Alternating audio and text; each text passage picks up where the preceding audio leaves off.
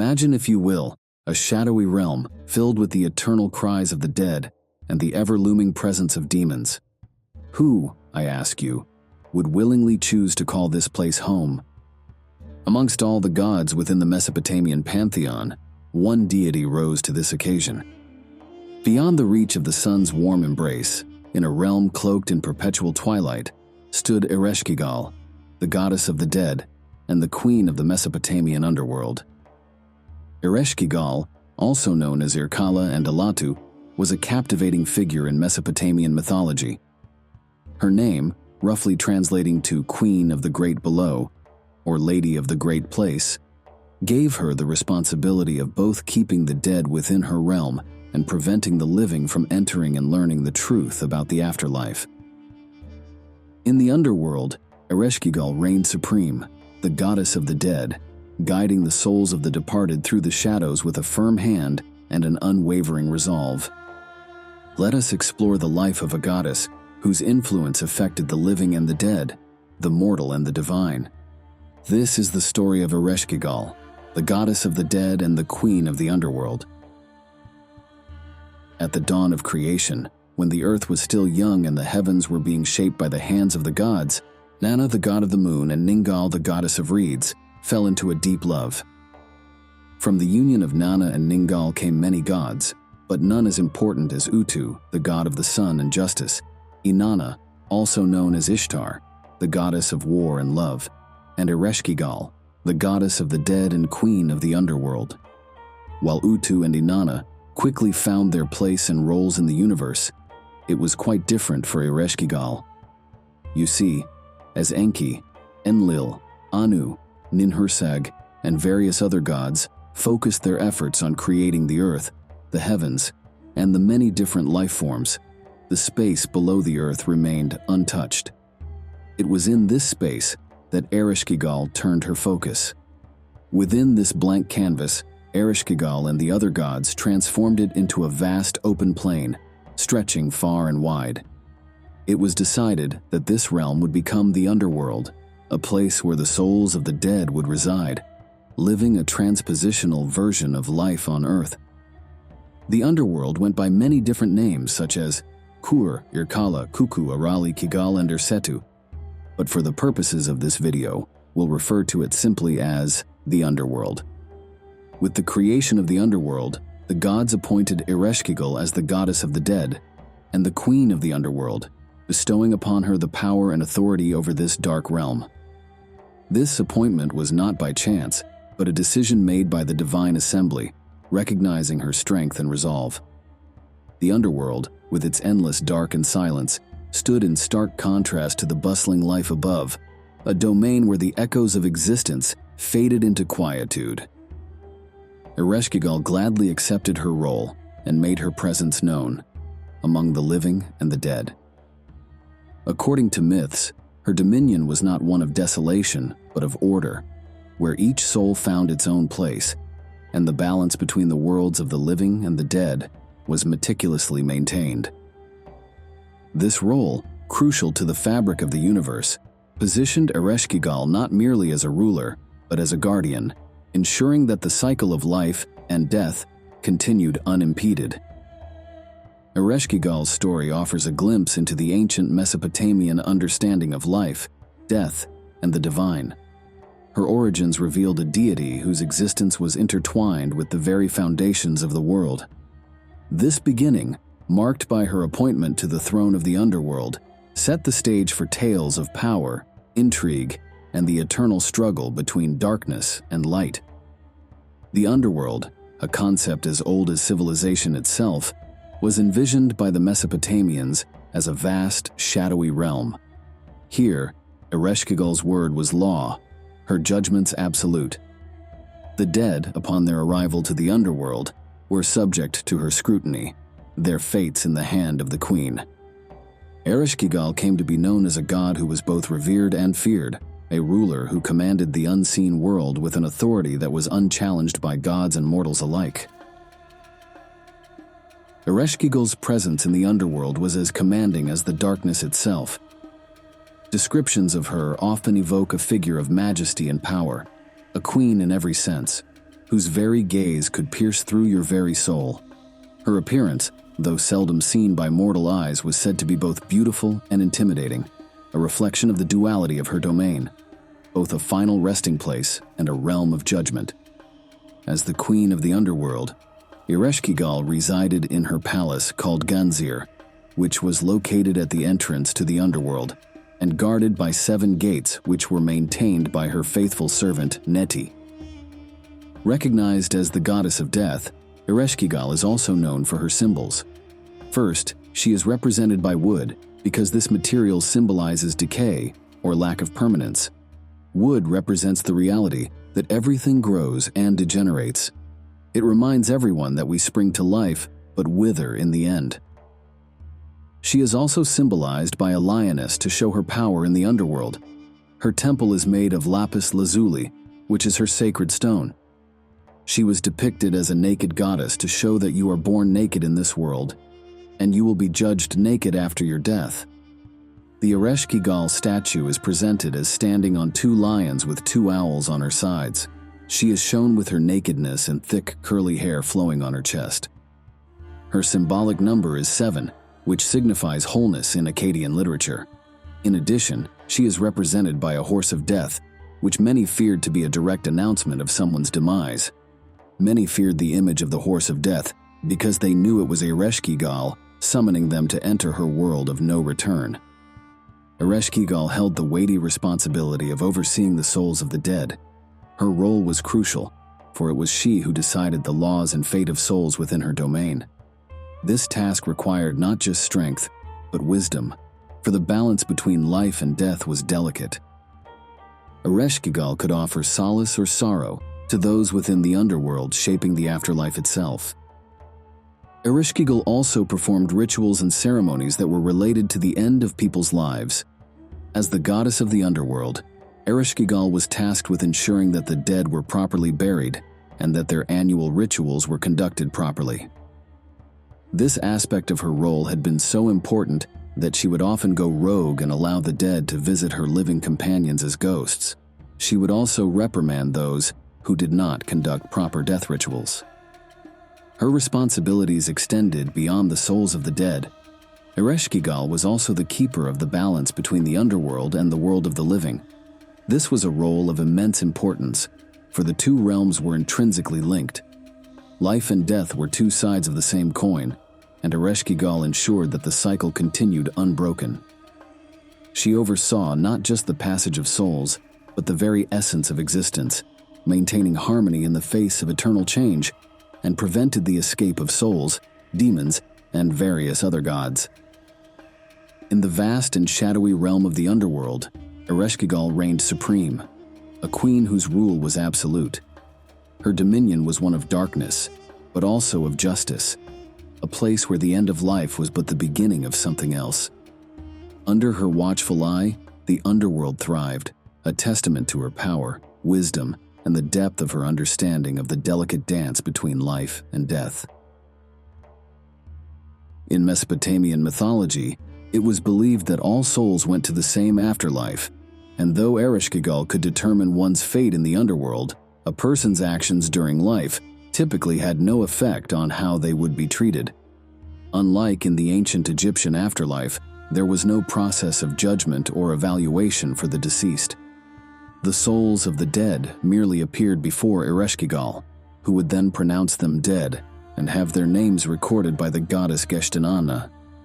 The souls in the underworld were believed to eat nothing but dry dust, but family members of the deceased could ritually pour drinks into the dead person's grave through a clay pipe, thereby allowing the dead to quench their thirst. For this reason, it was considered essential to have as many offspring as possible so that one's descendants could continue to provide beverages for the dead person to drink for many years to come. Those who had died without descendants would suffer the most in the underworld because they would have nothing to drink at all and were believed to sometimes haunt the living. In some cases, wealthy individuals would be buried with treasures, hoping to sway the gods into providing special treatment for them in the afterlife. This was especially true during the 3rd dynasty of Ur, where it was believed that a person's treatment in the afterlife depended on how they were buried. Those that had been given a luxurious burial would be treated well, but those who had been given poor burials would fare poorly. Those who did not receive a proper burial, such as those who had died in fires and whose bodies had been burned, or those who died alone in the desert, would have no existence in the underworld at all, but would simply cease to exist. The Sumerians in particular believed that for the highly privileged, music could alleviate the bleak conditions of the underworld. People also feared the River of Death, which was Ereshkigal's way of transporting a dead person to the underworld. There was a clear picture in the minds of the Mesopotamians that a river of death was demanding a person to accept his death, because once invited, a way out can never be found. The boat is also a symbol of transporting the dead person to his next life in the underworld. In addition to the souls of mortals, the underworld also contained many other gods, which we'll get into later, as well as demons. These demons varied widely in their appearance and purpose. One particularly dangerous class of demons was called the Gala, or Galu. They were believed to be 7 in number and would sometimes capture mortals and even gods from the world of the living, and drag them into the depths of the underworld. It was believed that the Gala could be appeased through a sacrifice of a lamb at their altars, but more on the Galas later. Another well-known demon was Lamashtu, a demonic goddess. She was described as a demon with the head of a lion, the teeth of a donkey, incredibly long fingers and nails, the feet of a legendary bird called the Anzu, and often appeared naked with a hairy body and blood-stained hands. She was also believed to be the daughter of the great sky god, Anu. Lamashtu was believed to feed on the blood of human infants and was widely blamed as the cause of miscarriages and crib deaths. She tormented women during childbirth and, if possible, kidnapped their children while they were breastfeeding. She would gnaw on their bones and suck their blood, and was blamed for a number of other evil deeds. Although Lamashtu has traditionally been identified as a demon, the fact that she could cause evil on her own without the permission of other deities strongly indicates that she was seen as a goddess in her own right as well. She was believed to ride in her boat on the river of the underworld, biding her time until her next attack. The Mesopotamian people attempted to protect themselves and loved ones against the malevolence of Lamashtu by using amulets and talismans, as well as various rituals and incantations. Unfortunately, this was not always successful, and Lamashtu would have her way. Ereshkigal's personal life was as compelling as the myths that surrounded her. She was known to have had multiple consorts, starting with her first husband, Gugalana. Together, Ereshkigal and Gugalana had a son named Ninazu, a god of the underworld, snakes and vegetation. Gugalana was more famously known as the Bull of Heaven, who was ultimately killed by Gilgamesh and Enkidu in the Epic of Gilgamesh. Her second consort was the mighty god of air and storms himself, Enlil. Together they bore a son named Namtar, a demon god of disease. However, among her many consorts, her union with Nergal, also known as Era, the fierce god of plague, war, and the underworld, stands out from the rest. It is a tale of complexity, weaving together love, dominance, and the inevitable clashes that arise from such powerful union. Nergal, a deity of considerable might, was not just a consort to Ereshkigal, but also her equal, sharing dominion over the stark realities of death and the afterlife. Their marriage was not born solely from love and affections, but rather emerged as a result of politics. Nergal, the god of war and pestilence, was not initially associated with the underworld. As the story goes, the gods above invited Ereshkigal to a banquet, to which she accepts by sending Namtar as her attendant. When Namtar arrived, he was greeted and welcomed by all the gods, except for Nergal. This was a disrespectful act on the part of Nergal, which all the other gods condemned. This lack of respect also infuriated Ereshkigal. The other gods commanded Nergal to go down to the underworld to comply with the reparation of his misdemeanor. Enki understood that this journey was dangerous and provided Nergal with 14 demons to guard him. Nergal was instructed to refuse any hospitality or generosity from Ereshkigal. The most important instruction was to avoid any sexual attempt with the goddess Ereshkigal. Filled with hope to simply comply with his tasks, Nergal ventured into the underworld. When Nergal arrived, his presence is announced by Neti, and Namtar tells his mother that the god who disrespected them was here.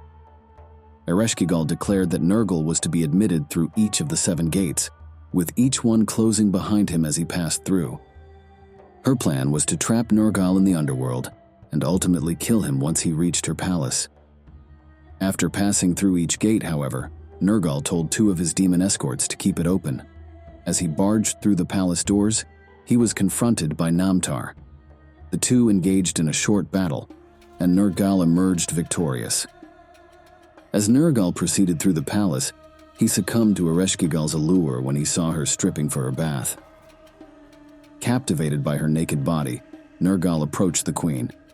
Their encounter, which was supposed to be one of hostility and violence, ended up being one of passion. Before long, Nergal and Ereshkigal retired to the bedchamber, where their lovemaking lasted for 6 days.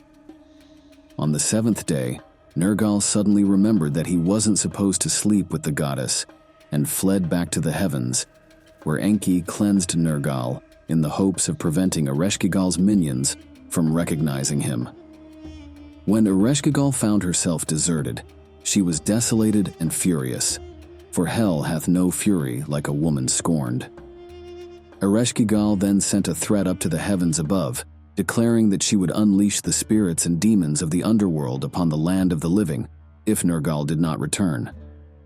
Ereshkigal planned to kill Nergal, but once again Nergal barged through the palace and defeated Namtar. Upon his return to the palace, Nergal faced Ereshkigal's wrath. However, instead of punishing him, their confrontation turned into another passionate encounter. Nergal dragged Ereshkigal to the floor, ready to kill her with his axe. However, Ereshkigal pleaded for her life. She promised to be his wife and to share her power with him. Looking at the helpless queen, Nergal couldn't help but feel sorry for her. Their battle of wills evolved into a deep mutual attraction, and the 2 once again retired to the bedchamber for another 6 days. However, Nergal still had responsibilities in the world of the living and had to leave the underworld for 6 months at a time. In an unprecedented act, Ereshkigal gave Nergal the ability to travel between the 2 worlds whenever he wanted. Nergal and Ereshkigal's relationship transformed from hostility to a partnership of equals. Nergal took his place beside Ereshkigal as king of the underworld, ruling together in a balance of death and justice, war and protection. Their union was marked by episodes of strife and reconciliation, mirroring the tumultuous nature of their domains. Yet it was also a source of stability for the realms they governed, a powerful alliance that ensured the orderly passage of souls and the maintenance of balance between life and death. Ereshkigal and Nergal's marriage symbolized the intertwining of destruction and renewal, a core concept in Mesopotamian understanding of the world. Among the most captivating myths about Ereshkigal, the epic tale of Inanna's descent into the underworld is one that stands out from the rest. Inanna, known for her beauty, power, and dual domain over love and war, was also known for being a selfish goddess, only thinking about herself. In the Epic of Gilgamesh, Inanna's advances are rejected by Gilgamesh. Angered by this, Inanna asks Gugulana, Ereshkigal's first husband, to destroy Gilgamesh and his realm. This ultimately led to the death of Gugulana by the hands of Gilgamesh's comrade, Enkidu. Inanna's descent into the underworld begins when she decided to attend the funeral of Gugulana, a death that she brought about. Inanna was dressed in her finest clothes and wearing the crown of heaven on her head, beads around her neck, her breastplate, golden ring, and carried her scepter, the rod of power. As she approached the gates, Neti quickly informed Ereshkigal about her arrival. Ereshkigal was not happy to hear that her sister was at the gates and instructed Neti to make Inanna remove her clothes and ornaments at each of the 7 gates before admitting her to the palace. This act was to both humiliate Inanna and strip her of her power. By the time Inanna reached the throne room, she was naked. As she tried to approach Ereshkigal, rather than a warm welcome, she was met with her sister's fury. The Anuna of the Dead, a group of underworld judges, then surrounded her. Together, the Inanna of the dead and Ereshkigal judged Inanna for her actions, and she is ultimately turned into a rotting corpse. Ereshkigal then proceeds to hang Inanna's corpse on the wall of her palace. However, all was not lost. Inanna had actually foreseen the possibility of her capture and left instructions for her attendant, Ninshubur. After 3 days, Ninshubur approached Enki and requested his aid in rescuing Inanna. Enki, the god of wisdom, understood the situation clearly and sent 2 Galas, genderless demons, to the underworld. The Gala entered the underworld like flies and followed Enki's specific instructions, attaching themselves closely to Ereshkigal. To their surprise, the queen of the underworld was in distress and appeared to be going through a painful labor. The Gala sympathize with the queen's pains, and she, in gratitude, offers them whatever gift they ask for, as long as they help her through this pain. As ordered by Enki, the Gala asked for the corpse that hung from the hook on the wall. Without thinking much of it, Ereshkigal agreed to give the corpse to them. The Gala then revive Inanna with the food and water of life, and she rises from the dead. As Inanna proceeds to leave, she approached Neti and demanded the return of all her belongings. Upon her return to the heavens, Inanna finds out that someone else must be found to take Inanna's place on the wall, otherwise Ereshkigal would unleash her fury upon the world.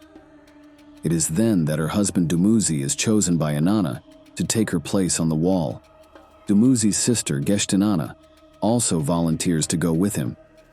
In the end, Dumuzi was sentenced to hang on the wall in the underworld for 6 months of the year, and Geshtinanna would hang on the wall for the other 6 months. The 2 siblings would suffer for eternity, while Inanna, who caused all the problems in the first place, was free to do as she pleased. The story of Inanna's descent is a complex tale with themes of loss, sacrifice, and rebirth. It explores the depths of sisterhood, revealing the rivalry that tied Ereshkigal and Inanna together.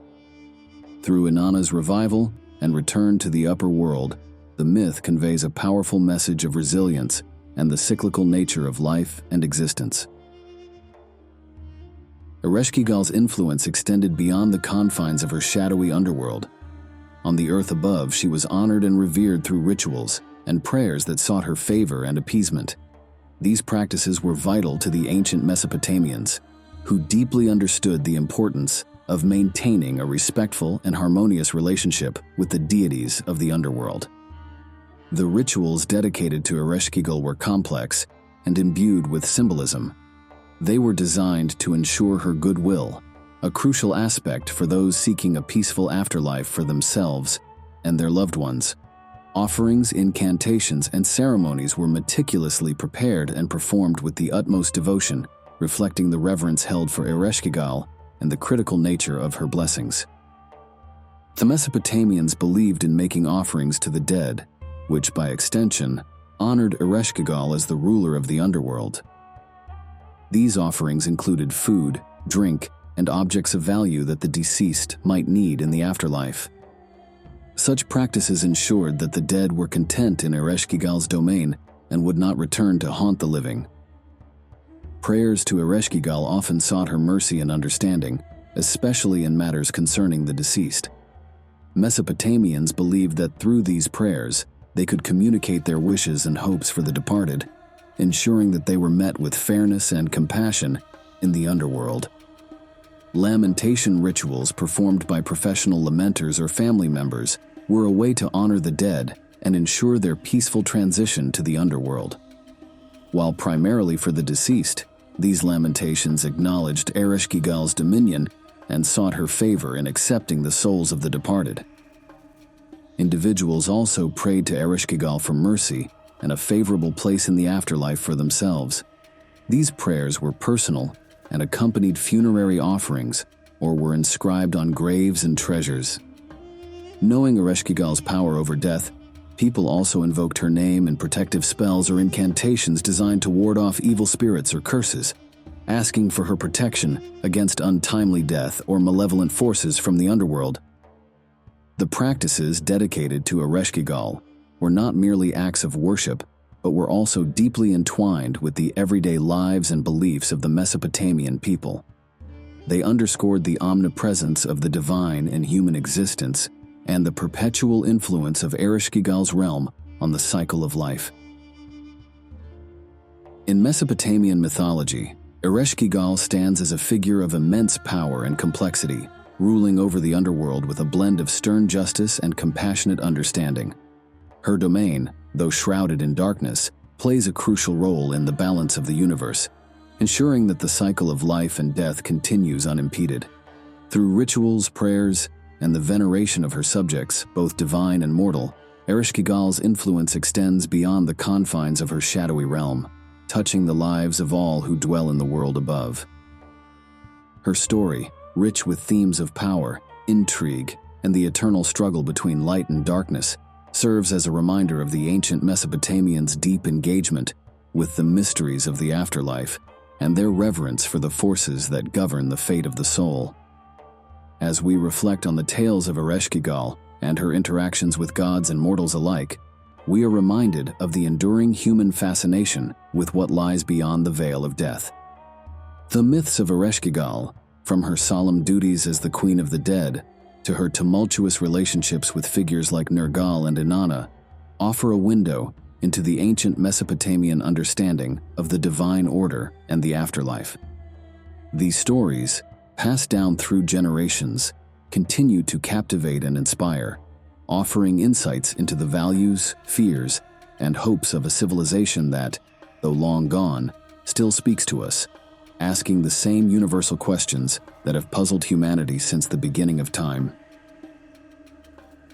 Thank you all for watching all the way to the end. I hope you enjoyed this as much as I enjoyed making it. What did you think? Did I miss any details? Let me know in the comments below. If this is your first time watching one of my videos, then welcome to the channel.